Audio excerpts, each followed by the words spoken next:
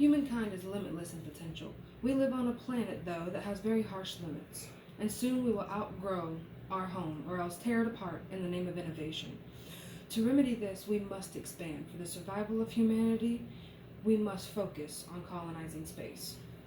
According to YPTE, over 80 million people are born every year, and the death rate is lower than ever due to modern medicine. While this may seem wonderful, we are facing the mounting toll that humans are putting on this planet.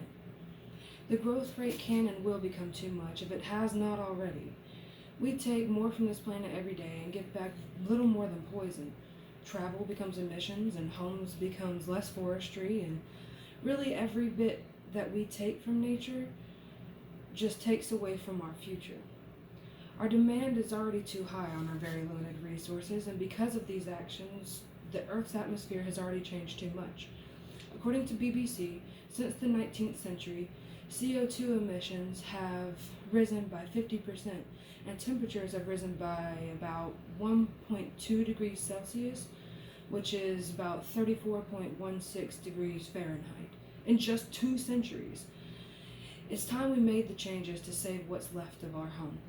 According to PBS Spacetime, Mars is our first step out the door. Its surface used to be covered in water, much like Earth's, but it has lost much of its atmosphere. It would take an extreme amount of CO2 to rebuild that, as well as gaining access to the water that's locked in the ice caps and in the crust, and even then it would not be habitable for decades or even centuries. So in the meantime, we have to look into paraterraforming. Paraterraforming is a new term, more of a theory currently, which is a lot more achievable of an option than creating a whole atmosphere and water cycle. So essentially what it is it's airtight bubbles that connect all together, that cover an expanse of land. There are even mechanisms that James Teflar's put out that would go around the outer rims and create Earth-like gravity. Now, this is an inspiring look into our future. This would have farmers and engineers and janitors all working together to create this new home and new future.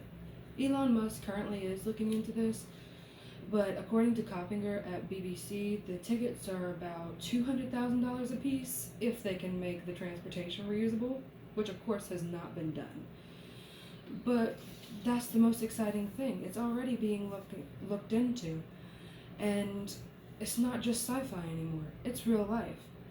The paraterraforming theory would alleviate some of the pressure we put on our planet now and would allow us to try again and learn from our mistakes. According to the demographer at PBS, the Earth will harbor about 9.5 billion human beings by 2050. That is 3 billion more people than it currently has. And even now, we are over-consuming our limited resources. Not to mention, the neglect of our planet has already affected crop yields. According to the Rice Research Institute, our little 1 degree Celsius of change has changed our yield by about 10%. And when will we stop?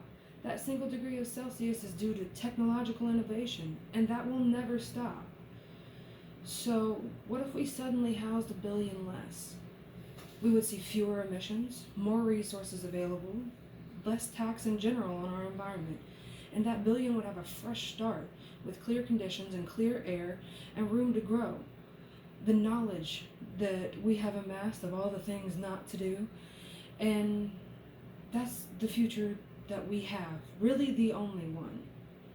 Humanity must look forward and outward, out from our comfort zone, and expand into the space for the sake of our future generations.